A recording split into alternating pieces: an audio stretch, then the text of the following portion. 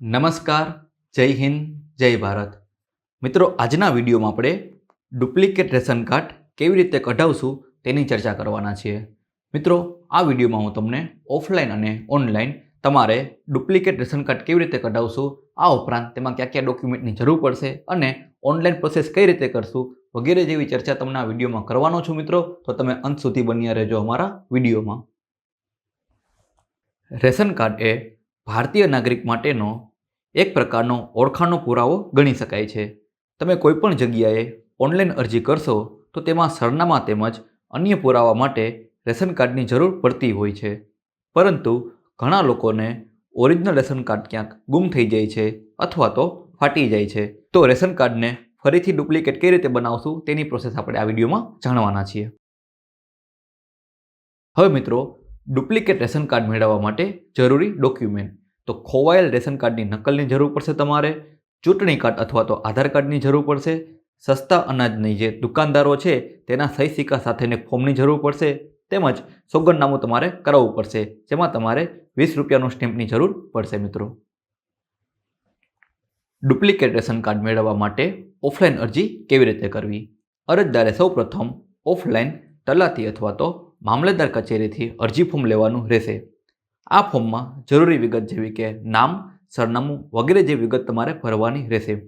આ વિગત ભર્યા પછી ઉપર જણાવ્યા મુજબના ડોક્યુમેન્ટની નકલ બીડવાની રહેશે, તેમજ ઓરિજિનલ ડોક્યુમેન્ટ પણ સાથે લઈ જવાના રહેશે.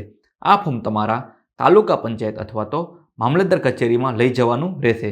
ત્યાર પછી 1 કે 2 દિવસ પછી તમારું ડુપ્લિકેટ રેશન કાર્ડ બની જશે. મિત્રો, ડુપ્લિકેટ રેશન કાર્ડ મેળવવા માટે ઓનલાઈન અરજી કેવી રીતે કરવી? તો આપણે સૌ કોઈ જાણીએ છીએ કે ડુપ્લિકેટ રેશન કાર્ડ મેળવવા માટે તમે હવે ઘર બેઠા ઓનલાઈન અરજી પણ કરી શકો છો. તો સૌ પ્રથમ તમારે ડિજિટલ ગુજરાતની ઓફિશિયલ વેબસાઇટ તમારે ઓપન કરવાની રહેશે. મિત્રો, જેવું તમને મિત્રો પેજ ખુલશે તેમાં તમારે સિટીઝન સર્વિસ પર તમારે ક્લિક કરવાનું રહેશે.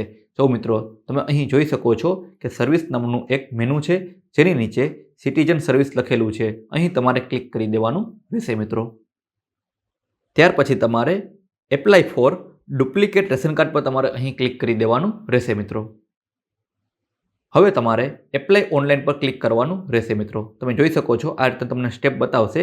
આ સ્ટેપ ખાલી તમને આગળના કયા કયા સ્ટેપ છે તે બતાવેલા છે અને અહીં તમારે એપ્લાય ઓનલાઈન પર તમારે ક્લિક કરી દેવાનું રહેશે. મિત્રો, ત્યાર પછી તમારો અરજી નંબર જનરેટ થશે અને આ થયા પછી તમે કન્ટિન્યુ પર ક્લિક કરી દેવાનું રહેશે. મિત્રો, ઉપર જણાવ્યા મુજબ બધી જ વ્યક્તિગત માહિતીને આગળ પ્રોસેસ કરવાની રહેશે.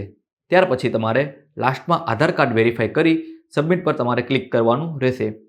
ઓનલાઈન ભરેલી ફોર્મની પ્રિન્ટ કરી તેની સાથે બીજા ડોક્યુમેન્ટ સાથે જોડી મામલતદાર કચેરી જઈ તમારે ડોક્યુમેન્ટ તમારા જમા કરાવવાના રહેશે. જો તમે ઓનલાઈન અરજી ન કરી શકતા હોય તો એનરોલમેન્ટ સેન્ટરમાં તમે ઓફલાઈન પણ ફોર્મ ભરાવી અને રેશન કાર્ડ મેળવી શકો છો અથવા તો તમારું ડુપ્લિકેટ રેશન કાર્ડ કઢાવી શકો છો. તો મિત્રો, આશા રાખું છું અહીં મેં જે તમને વિગત દર્શાવી છે તે તમને સંપૂર્ણપણે સમજાઈ ગઈ હશે. જો મિત્રો તમારા મનમાં કોઈ પણ જાતનો ડાઉટ હોય તો તમે અમને કમેન્ટ સેક્શનમાં પણ પૂછી શકો છો. અમારી ટીમ તેનો ચોક્કસથી જવાબ આપશે. Thank you.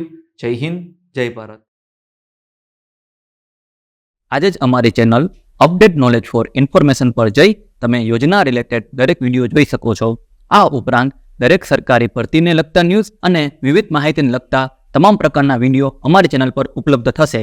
તો આજે જ અમારી ચેનલ અપડેટ નોલેજ ફોર ઇન્ફોર્મેશનને સબસ્ક્રાઇબ કરી લ્યો, આ વિડીયોને લાઇક કરી દો, શેર કરી દો.